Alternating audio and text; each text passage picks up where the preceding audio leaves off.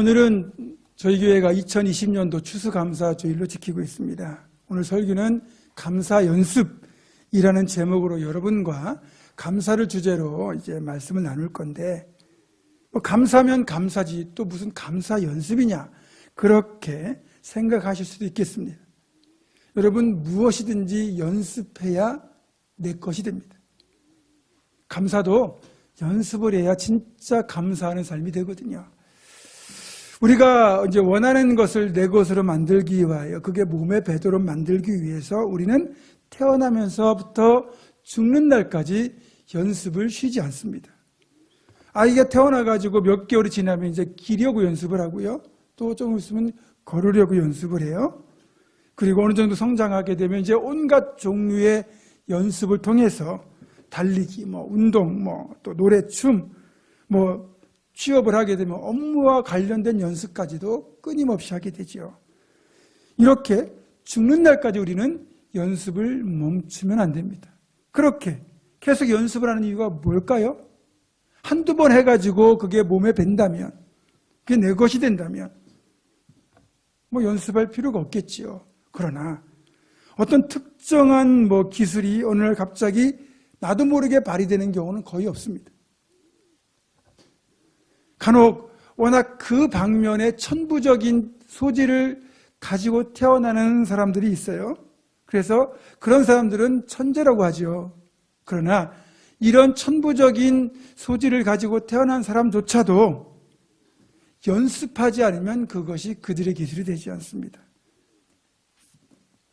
그냥 그들은 좀 빨리 익힌다는 특징이 있죠. 그리고 우리가 자전거를 예를 들자면 처음부터 자전거를 능숙하게 타는 경우는 아마 없을 거예요. 수없이 넘어지고 쓰러지고 기웃덩거리고 그렇게 많은 시간과 연습을 통해서 어느 순간부터 자전거를 정말 능숙하게 타는 겁니다. 연습하면 이제 그 대표적인 경우가 스포츠죠. 스포츠야말로 연습이 가장 많이 필요한 분야입니다. 천재적인 운동 감각을 타고난 그런 앞에서 말씀드린 천부적인 소질을 가지고 있는 사람이라 할지라도 연습 없이는 실력을 키울 수가 없고, 또 선수들의 경우는 그렇게 뛰어남에도 불구하고 실제 경기를 앞두고는 또 끊임없이 연습을 해서 감각을 최대치로 끌어올리게 됩니다. 그래야 좋은 결과를 얻을 수 있죠. 피겨 여왕이라고 불리는 김연아 선수나 월드 클래스의 바늘에 오른 손흥민 선수 같은 경우도 타고난 감각도 있겠지만 정말 피나는 연습이 있었기 때문에 그 정도의 수준, 최고 수준까지 오를 수 있었던 겁니다. 여러분, 이런 스포츠도 아닌 감사라는 것을 연습한다는 말이 낯설 수도 있겠어요. 감사라는 게 자연스럽게 마음에서부터 우러나서 그렇게 해야 진짜 감사지, 억지로 연습을 하는 게 무슨 감사겠느냐, 그렇게 생각하실 수도 있을 겁니다. 그러나 우리가 진짜 감사하는 삶을 살기 위해서는 감사하는 연습이 반드시 필요합니다. 그러면 어떤 방식으로 감사를 연습할 수 있을까요? 먼저는 매일 잠들기 전에 오늘 하루 내가 살아왔던 삶을 되돌아보면서 나에게 일어난 모든 일에 대해 감사를 해보는 겁니다. 그러면 오늘 기분 나빴던 일조차도 그 안에 감사할 수 있는 것이 들어있음을 발견할 수 있습니다. 타산지석, 반면교사 이런 말이 있잖아요. 그런 것처럼 모든 일에는 우리에게 결과는 좋지 않았지만 깨달음을 주는 것들이 들어있어요. 그래서 오늘 이렇게 좀 힘든 일이 있었지만 이걸 통해서 나를 깨닫게 하셨구나, 또 하나를 배우게 하셨구나. 여러분들이 남의 말만 믿고 그냥 선뜻 뭘 했는데 그것 때문에 손해를 봤어요. 그러면 이 손해를 통해서 내가 사람의 말을 쉽게 그냥 믿으면 안 되는구나라는 걸 또 깨달을 거 아닙니까? 그래서 감사를 하는 거죠. 다음으로는 내게 주어진 모든 것이 다 선물이다, 이렇게 그 사실을 인식하는 겁니다. 모든 것이 선물이다는 사실을 인식할 때 감사가 되는 거예요. 제가 이제 주보 칼럼에 언급을 해놓은 책이 하나 있죠. 나의 감사 연습, 하나님의 임재 연습이라는 그 책을 지은 앤 보스캠프라고 하는 여성이 있는데, 이 여성은 1000개를 목표로 하나님께서 내게 주신 선물을 찾는 감사 연습을 통해 가지고 어렸을 때 자기 눈앞에서 교통사고로 여동생이 죽는 그런 끔찍한 트라우마를 극복하고, 그리고 이제 6명의 아이를 키우면서 농장일까지 해야 되는 그런 분주한 일상을 통해서도 그것들 그 안에서 감사할 수 있는 비결을 찾아낸 여인입니다.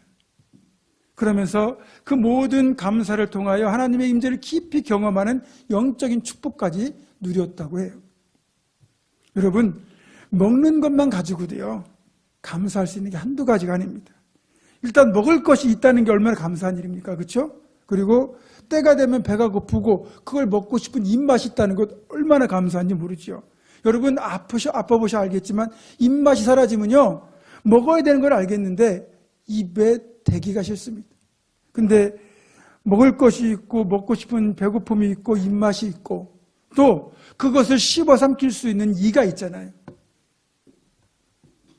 여러분 이 하나만 불편해도요 못 먹습니다. 우리 나이 드시면 틀니를 하게 되는데 잇몸이 붓거나 또 틀니가 좀 오래돼서 잘 안 맞으면 씹는 것도 불편하시잖아요. 그래서 뭐 고기 씹는 거 딱딱한 거 씹는 것 잘 못 하시잖아요. 근데 어쨌든 여러분들이 뭐 임플란트를 하셨든 아니면 이가 건강하시든 아니면 틀니가 잘 맞든 어쨌든 꼭꼭 씹어 드실 수 있는 건강한 그런 치아를 갖고 있다는 것도 엄청난 축복이에요.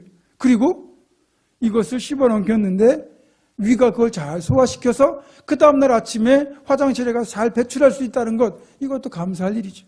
그러니까 잘 먹고 잘 사는 것도 보통 축복이 아닙니다. 다 감사하는 거죠. 그런데 우리는 이 사실들을 너무나 당연하게 생각하니까 감사할 줄 몰라요. 자, 그래서 왜 우리가 감사하는 삶을 살지 못하는지 그 이유를 보겠습니다. 말씀드린 것처럼 우리가 감사하는 삶을 살지 못하는 첫 번째 이유는 모든 것이 당연한 것이라고 생각하기 때문이에요. 여러분, 이 당연의 세계에는 감격도 감사도 없습니다. 이런 사람은요, 하나님이 주신 선물을 생각하지 않고 당연한 권리로 생각합니다. 그러면 당연한 거니까 어떤 선물도 감사할 이유가 없는 거죠. 농부는요, 한 톨의 쌀을 얻기 위하여 이른 봄부터 가을까지 부지런히 일을 합니다. 그러나 아무리 자기가 열심히 노력해도 하늘이 비와 바람과 햇볕을 알맞게 주셔야만 자신의 수고가 헛되지 않고 풍성한 추수를 할 수 있는 것을 알기 때문에 농부에게 있어서 쌀 한 톨은 너무나 감사한 열매로 다가옵니다. 이 열매가 당연한 것이 아니라는 것을 알기 때문이죠. 이런 이유로 해서 예전 시골 교회에서는 정말 감사와 감격 속에서 추수감사주일 예배를 드렸어요. 추수한 곡식을 지기에다 치고 또 어깨에 메고 그렇게 교회에 가서 그걸 하나님께 추수감사의 예물로 드리면서 이렇게 하나님께서 은혜를 주셔서 농사를 짓게 하시고 또 추수할 수 있게 하시고 그래서 내년에도 굶지 않고 가족들을 부양할 수 있어서 너무 감사하다고 그렇게 감사하며 드리는 예배였습니다. 두 번째로 내가 감사하는 마음을 잃어버렸기 때문에 감사를 못하는 겁니다. 여러분, 현대인들이 불행하다고 느끼는 이유는 다른 것 아닙니다. 감사하는 마음을 잃어버렸기 때문에 그래요. 내가 누리고 있는 것이 당연하다고 생각하니까 감사할 줄 모르고 감사하는 마음을 잃어버리니까 자꾸만 불행하다고 느끼는 거예요.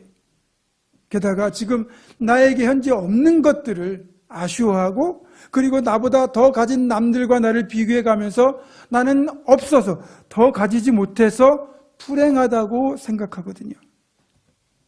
자신이 가진 것에서 감사를 찾아낼 줄 모르고 자꾸만 없는 것과 남을 비교하는 것을 통해 가지고 자기를 바라보니까 불행하다고 느껴지고 당연히 감사는 없는 거죠. 그래서 우리가 감사하는 마음을 회복하기 위해서 반드시 사전에 행해야 될 작업 중에 하나가 예전에 설교 때 한번 언급했는데 모든 것을 낯설게 하기라는 겁니다. 그러니까 지금 당연히 있는 것이 당연하지 않다고 생각을 해보는 거죠. 그러면 전에는 당연하다고 보였던 것들이 낯설게 하기를 통하여 당연하지 않은 것처럼 다가오면 그때부터 그게 하나님의 선물로 느껴지는 거예요. 그러면서 이것들을 주신 하나님의 은혜를 감사하는 거예요. 여러분 집에서 같이 식탁에 앉아서 식사하는 자녀들이 있잖아요. 어려서부터 여러분이 키워가지고 늘 있는 거예요, 그 자리에. 그런데 갑자기 이 아이가 없다고 생각을 해보세요.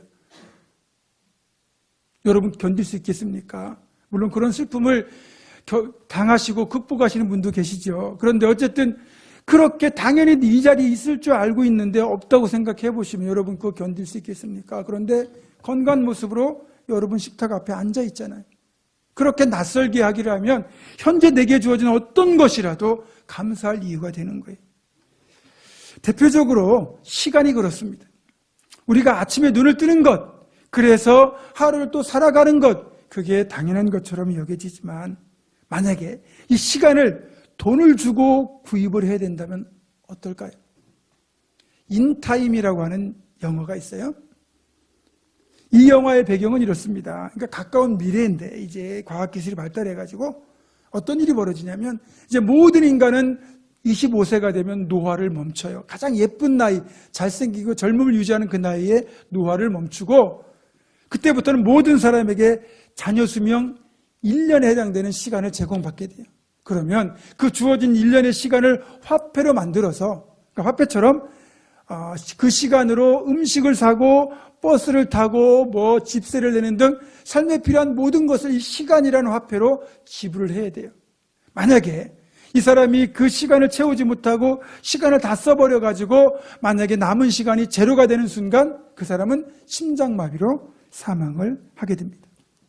이 영화에서도 빈부격차는 뚜렷하게 드러나요.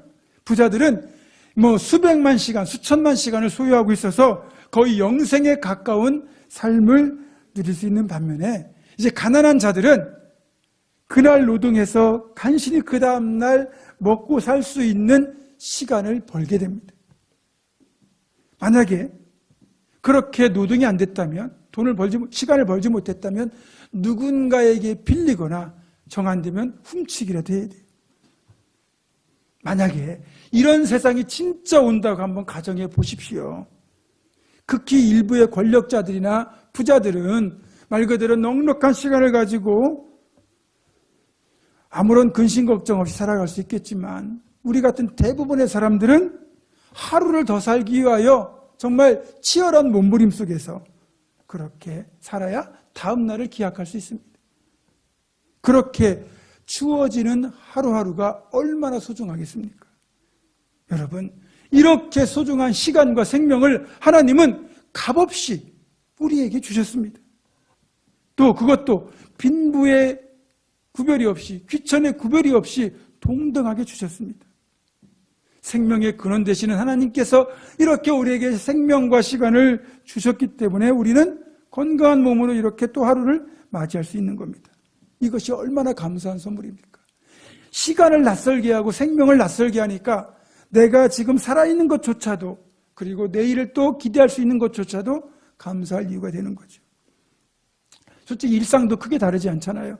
우리가 코로나를 겪기 전에는 솔직히 일상이 소중한지 몰랐잖아요. 때로는 무료하고 지루하고 때로는 탈출하고 싶은 일상이었어요.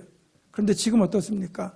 그냥 평범하게 사랑하는 사람들, 친구들, 좋은 사람들 만나가지고 그냥 수다 떨고 얘기하고 놀러 다니고 주일이면 교회 와서 예배드리고 식탁교제 나누고 마음껏 찬양하고 기도하고 그리고 아이들 가르치고 그 구역 모임 갖고 그게 그냥 당연한 건 줄 알았는데 지금은 하고 싶어도 할 수가 없는 안타까운 기대가 되고 말았어요.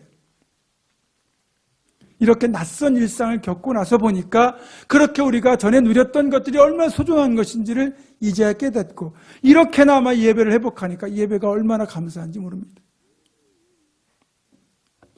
여러분, 이제 매일 맞이하는 어떤 일상이라도 여러분 감사하며 보낼 수 있습니다. 그리고 이 감사가 어려운 또 하나의 이유, 이 감사를 표현하기 위해서는 물질이 동반될 때가 많기 때문입니다. 여러분 뭐 누구에게 고마운 일이 있을 때 그냥 말로만 고맙다고 합니까? 뭐래도 좀 보답을 해야 되잖아요. 제가 부목사로 섬겼던 전에 있던 교회 목사님은 목사님 고맙습니다 그러면 우스갯소리로 모든 감사는 물질로 이렇게 말씀을 하셨어요.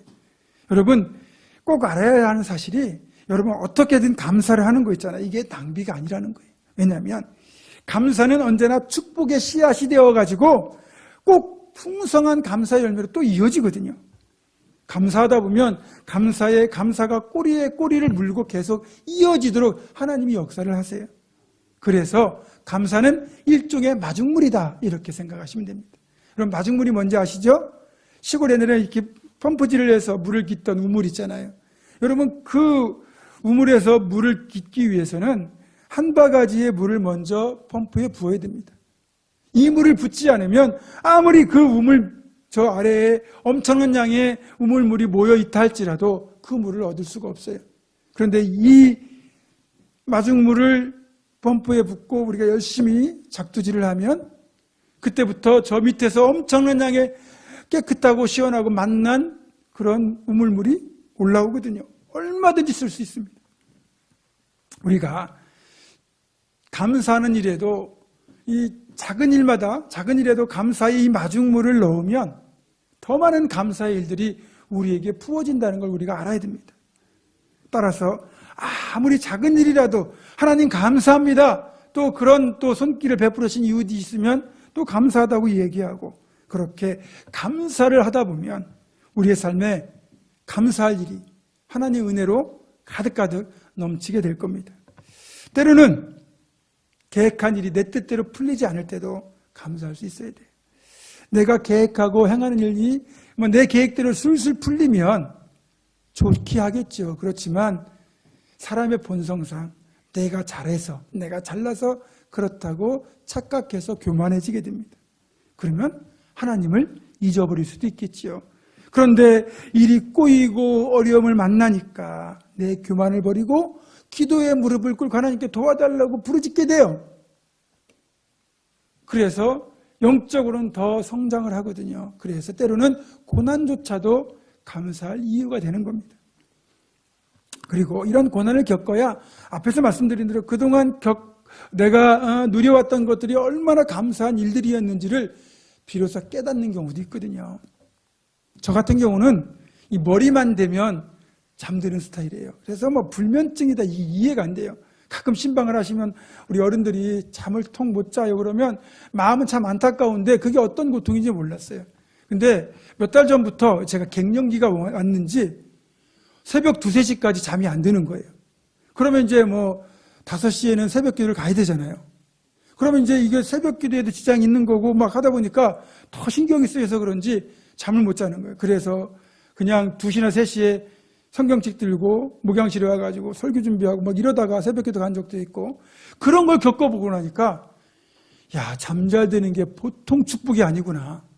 그래서 요즘에는 그렇게 해서 머리를 댔는데 나도 모르게 잠들잖아요. 그러면 그 다음날 아침에 일어나면 너무너무 감사하고 행복한 거예요. 그리고 반드시 자기 전에 하는 기도가 있어요. 하나님, 오늘 밤에도 빨리 잠들게 해주세요. 여러분 잠 잘 자는 것도 보통 축복이 아니고 그래서 내가 잘 잘 때는 몰랐는데 잠이 잘 들지 않는 고통을 겪고 나서 보니까 그전에 이게 얼마나 축복이었는가. 그리고 지금은 잠 잘 자는 걸 너무너무 감사하며 살고 있습니다. 18세기 영국의 영성가 중에 윌리엄 로라고 하는 목사님이 계세요. 이분이 하신 말씀 중에 세계 최고의 성인은 기도를 많이 했거나 금식을 많이 했거나 자선을 많이 베푼 사람이 아니고 모든 일에 좋은 일이든 나쁜 일이든지 어쨌든 모든 일에 하나님께 감사한 사람이다. 이렇게 말을 했습니다. 그렇죠. 누가 예수님을 제대로 믿었고 또 하나님께 더 기뻐하고 감사하는 삶을 살았느냐 이 기준이 다름 아닌 얼마나 또 모든 일에 어떻게 감사했느냐가 기준이라는 거죠. 그래서 오늘 본문을 보면 무엇보다 하나님을 영화롭게 하는 비결이 뭐냐면 감사로 제사 드리는 자, 즉 감사로 예배를 드리는 자가 하나님을 영화롭게 하는 비결이라고 말씀하고 있습니다. 여러분 우리가 적어도 매주 한 번 이상은 감사 예배를 드리잖아요. 그러면 하나님을 제대로 예배하는 게 진짜 감사로 하나님을 예배할 때 하나님을 영화롭게 하는 예배의 목적을 달성하는 거예요. 그리고 우리는 하나님이 창조하신 목적에 가장 부합한 존재가 되는 거죠. 그래서 우리가 가진 신앙인들의 가장 거룩한 목표는 내가 늘 감사로 하나님을 예배해서 하나님을 영화롭게 하는 것, 이것이 우리의 목표가 되어야 됩니다. 그래서 오늘 우리가 결단해야 될 한 가지가 바로 감사 연습을 하겠다는 겁니다. 모든 것이 다 그렇지만 감사도 진짜 연습을 해야 감사하는 삶이 될 수 있다고 말씀드렸어요. 영성가인 헨리 나웨는 감사하는 삶에는 연습이 필요하다 이렇게 말씀하셨고, 또 노만 빈센트 필 목사님은 당신이 감사의 방법을 더 많이 연습하면 연습할수록 당신은 더 많은 감사를 하게 될 것이다, 이런 말도 했습니다. 그래서 이 감사 연습은 우리의 삶 자체를 바꿔주게 됩니다. 제가 저번 설교에도 정체성 이야기를 했잖아요. 정체성은 나는 이런 사람이다 라는 의식이에요. 근데 내가 이 정체성대로 살면 그 정체성대로 삶의 습관 형성이 되기 때문에 그것이 내 삶을 바꿔놓잖아요. 그러면 내 정체성을 나는 감사하는 사람이다 라고 규정을 짓게 되면 그것이 감사가 습관이 되고 결국 내 삶 자체가 감사하는 삶으로 변화가 되는 거예요. 여러분 얼마나 좋습니까? 감사하는 삶 자체는 얼마나 행복한 삶이겠어요? 그리고 이 감사 연습은 자녀들에게도 매우 중요한 교육입니다. 솔직히 부모라면 누구라도 자녀를 훌륭한 사람으로, 성공하는 사람으로 키우고 싶을 거예요. 그러면 어떻게 해야 되느냐? 보통 우리가 이제 예전에 어렸을 때는 그렇잖아요. 우리가 어려웠을 때는 내가 못 먹고 못 입더라도 어떻게든 애들 대학을 보내서라도 이 아이만큼은 고생을 덜하게 하고 살도록 해줘야 되겠다. 그래서 우리 부모 세대들이 그렇게 힘들고 어려운 속에서도 고생하면서 자녀 교육에 힘썼던 거 아닙니까?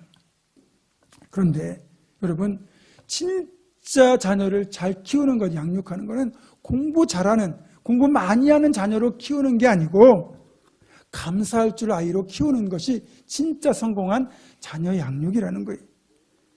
공부를 잘해서 좋은 기업에 취업하거나 성공을 거두었을 때 그걸 하나님의 은혜로 알고 부모의 은혜로 알고 고마울 줄 모른다면, 지가 잘나서 그냥 지가 열심히 공부해서 그런 걸로 착각한다면 여러분, 그게 성공한 자녀 양육이겠습니까? 부모가 죽어라고 뒷바라지해서 그렇게 좋은 결과를 얻었다는 걸 아이들은 모를 수 있습니다. 2011년도에 전북 변산에서 평북로에 목사 장로 수련회가 열렸어요. 그때 강사로 오신 쉐마 학교의 교장이신 현용수 목사님이 들려주셨던 예화 하나가 참 마음을 아프게 했습니다. 그 예화를 들어보니까 이제 세상에서는 교장으로 근무하다가 퇴직하신 장로님의 이야기인데, 이 장로님이 이제 아들이 하나 있는데 이 아들이 굉장히 공부를 잘했던 모양이에요. 그러니까 그 옛날에 70년대에 경기중학교에 들어가서 그것도 정말 상위권을 유지하니까 얼마나 똑똑한 거겠어요. 그래서 이제 중학교 2학년 때 큰 마음을 먹고 이 아들을 미국으로 유학을 보냈습니다. 70년대 달러 구경조차 힘든 그 시대에 아무리 교사라 하더라도 박봉 아닙니까? 그 어려운 상황에서 이 아이 유학 뒷바라지하는 게 쉬운 일이겠습니까? 그래도 이 아들이 그 부모의 기대에 어긋나지 않고 하버드 대학을 졸업하고 그리고 대단하게 출세를 했습니다. 그래서 이 아들은 이 장로님의 최고의 기쁨이자 자랑거리였죠. 그리고 이제 이 장로님도 이제 교직에서 교장으로 은퇴를 하고 아들이 있는 미국으로 이민을 갔습니다. 그래서 이제 그렇게 전 재산을 이제 다 이제 가지고 미국으로 가서 이제 어떤 분의 말을 믿고 투자를 했는데 그만 그게 실패한 겁니다. 쫄딱 망한 거예요. 여러분, 아무 연고도 없는 미국에서 쫄딱 망하면 오갈 데가 없잖아요. 그래서 할 수 없이 아들에게 도움의 손길을 벌렸습니다. 아버지의 사정을 듣고 난 이 아들, 글쎄 우리 자녀들 같으면 그렇게 하지 않겠죠. 그런데 이 아들이 뭐라고 그러냐면, 아버지, 미국은 사회보장제도가 잘 되어 있으니까 이렇게 저렇게 서류를 갖추어서 당국에 신청을 하면 아버지 먹고 살 정도의 돈은 나옵니다. 이런 일로 저한테 다시는 전화하지 마세요 하고 냉정하게 전화를 끊더랍니다. 그제야 장로님은 내가 자식 잘못 키웠다고 탄식을 했지만 때는 이미 늦었죠. 공부를 정말 잘하고 세상에 성공한 자식으로 키웠는지는 모르지만 감사할 줄 모르는 자녀로 키운 것이 이런 결과를 빚고 말았다는 겁니다. 감사할 줄 모르는 자녀 교육은 실패한 교육이라고 할 수 있습니다. 그러면 이렇게 감사 연습이 중요한 것은 알겠는데 그럼 어떻게 감사 연습을 할 수 있을까? 감사 연습은 사소한 것에서부터 감사할 이유를 찾아내는 것부터 시작을 할 수 있습니다. 예, 여러분들이 이제 출근한다고 생각을 해보세요. 버스 타고 출근을 한다고 생각하면 버스 타러 나갔는데 버스가 바로 왔어요. 오래 안 기다리고 버스를 바로 탈 수 있어서 감사. 버스 탔는데 그날따라 앉을 자리가 있어요. 앉아갈 수 있으니 감사. 이런 거죠. 그런데 그럼 버스가 늦게 오면 어떡합니까? 버스가 늦게 오더라도 조금만 더 기다리면 버스가 분명히 올 것을 아니까 감사. 그리고 버스에 탔는데 그날따라 자리도 없고 10,000원이에요. 그래도 내 튼튼한 2다리로 손잡이를 잡고 출근할 수 있으니까 그래도 감사. 이렇게 감사할 일들을 사소한 데서도 찾는 거죠. 자, 그리고 이제 이걸 좀 더 확장해 생각하면 이런 겁니다. 어쨌든 힘들고 어려운 일조차도 그 안에 들어있는 하나님의 뜻을 찾아내서 감사를 하는 거죠. 자, 우리가 감사할 일이 있어서만 감사를 하려고 그러면 쉽지 않아요. 그런데 모든 것에 감사를 하면 그게 진짜 감사가 되는 거죠. 심지어는 오늘 같은 경우 제가 설교를 죽을 썼어요. 그럼 먼저 이제 설교한 사람은 내가 설교 죽을 썼다고 이제 내려가서 후회를 하고 자책을 합니다. 그런데 그런 설교 가운데서도 은혜를 받고 은혜 받을 말씀을 찾아내고 그래서 감사하는 성도들이 분명히 있어요. 그러니까 그런 성도는 정말 감사삼 그 자체가 되는 거죠. 사탄이요, 가장 넘어뜨리기 힘든 성도가 어떤 성도냐면 기도 많이 하는 성도가 아니고 감사하는 성도라고 한답니다. 감사하는 성도는 사탄이 이길 수가 없어요. 사탄은요, 우리를 언제 미혹하느냐? 우리가 불평할 때 그 불평을 타고 들어와서 우리를 넘어뜨리려고 하거든요. 그러니까 감사하는 성도는 사탄이 공격할 틈이 없는 거죠. 그만큼 감사는 영적으로 우리를 지켜주는 강력한 방패가 되어줍니다. 감사하면 감사할수록 그렇게 영적으로 단단해지는 거예요. 저 또한 이 시간을 빌려서 담임 목사로서 성도 여러분께, 물론 하나님께 당연히 감사하고 성도 여러분께도 감사의 말씀을 드립니다.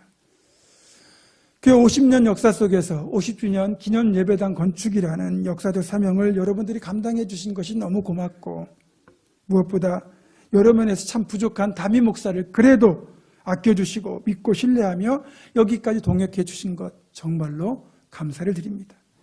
특히 올 3월부터 본격화된 코로나 사태 때문에 이런 초유의 사태를 겪으면서도 믿음의 자리를 이탈하지 않고 끝까지 이 자리를 지켜주신 여러분이 너무 고맙고요. 여러분, 조금만 더 우리가 인내하고 견뎌내면 좋은 날이 올 겁니다. 열심을 품고 다시 예배와 기도의 자리에 엎드려 주시는 여러분 되기를 주님의 이름으로 부탁합니다. 마지막으로 여러분들에게 숙제를 하나 드리려고 합니다. 이 숙제라는 건 참 부담스러워요. 다른 게 아니고 감사 연습을 하자는 건데, 제가 이제 기도원에 이제 올라가서 읽으려고 가져간 책 중에 아까 말씀드렸던 나의 감사 연습, 하나님 임재 연습이라는 책이 있어요. 제가 감사 연습이라는 주제로 설교 준비를 하면서 이에 맞는 좋은 책이 없을까 하고 인터넷에 검색했더니 이 감사 연습이라 들어간 제목이 들어간 책이 있더라고요. 그래서 그거를 구입을 해가지고 올라갔어요. 그리고 다 읽었는데, 여기서 이제 이 여성이 한 게 뭐냐면, 내가 매일 일상을 살면서 이게 하나님의 선물이라고 느껴지는 사소한 것들, 그거를 메모를 하는 거예요. 아이의 호탕한 웃음소리, 이런 식으로 그냥 낙엽 속에 이런 예쁜 모습, 이런 것들을 적는 거죠. 그래서 여러분들이 이제 핸드폰에 보면 뭐 메모장 할 수 있는 기능 있잖아요. 앱 있잖아요. 그걸 쓰시든지 아니면 수첩 하나를 조그만 걸 갖고 다니시면서 여러분이 이제 뭐 그날 이게 하나님의 선물처럼 느껴지는 게 있을 겁니다. 그런 것들 적는 거죠. 그래서 여러분들이 그 선물 찾기 카드를 이제 제가 이번 주 중에 제작해가지고 다음 주부터 이제 주부에 하나 껴드리고 저 뒤에 안내 데스크에 이렇게 비치해 놓을 건데, 그러면 여러분들이 그 적어 놓은 거를 이제 선물 카드에 교회 오시기 전에 옮겨 적는 겁니다. 하루에 한 3개씩만 찾아도 50주면, 그쵸? 저기 뭐 거의 일주일에 20개가 되니까, 그러면 50주면 딱 1000개의 감사가 되는 거예요. 그러면 제가 감사 기도를 카드를 선물 카드를 여러분 적어서 내시면 그걸 넣는 통을 저 십자가 옆에 놓을 겁니다. 그러면 주일날 그것들을 모아서 하나님 앞에 여러분이 드린 또 하나의 감사의 예물로 그 카드를 올려드릴 거예요. 그래서 여러분들이 1년 동안 그 1000개의 감사를 찾아내는 그 일들을 하시고, 그리고 1000개의 감사를 다 채우시면 주부에 내드리고 조그만 선물도 함께 드릴 겁니다. 그 선물 찾기를 통해서 감사를 연습하자는 거죠. 자, 이제 말씀을 정리합니다. 진정한 의미의 성공한 인생은 많이 소유했거나 높은 지에 있는 인생이 아니라 감사할 줄 아는 인생입니다. 실제로 감사하는 인생은 삶의 만족도가 그렇지 않은 인생보다 훨씬 더 높다고 그래요. 물질적으로 넉넉한 사람이 잘 사는 사람이 아니고 감사하는 인생이 잘 사는 사람이라는 말입니다. 사랑하는 성도 여러분, 불평이 불행해지는 습관이라면 감사는 행복해지는 습관입니다. 세상에 불행하기를 원하는 사람은 없을 거예요. 누구라도 행복을 원하죠. 그렇다면 우리가 행복해지기 위해서라도 불평은 없애고 감사하는 습관을 들이도록 연습을 해야 됩니다. 주의 이름으로 부탁합니다. 우리 모두 감사 연습을 열심히 하고 그것이 여러분의 삶의 습관이 되어 우리의 삶이 감사하는 삶으로 바뀜으로써 매일 매주 하나님을 감사의 예배로 영화롭게 하는 진짜 예배자, 진정한 감사를 드리는 성도로 모두가 복되게 살아가기를 주님의 이름으로 축원합니다. 기도하겠습니다. 거룩하신 아버지 하나님, 지금껏 하나님의 선물 같은 은혜로 저희들이 살아왔음을 고백합니다. 어떤 상황 속에서도 감사하는 습관을 들여 우리 삶 전체가 감사로 하나님을 영화롭게 하는 우리 모두가 되게 하여 주시옵소서. 우리 주 예수 그리스도의 이름으로 기도드립니다. 아멘.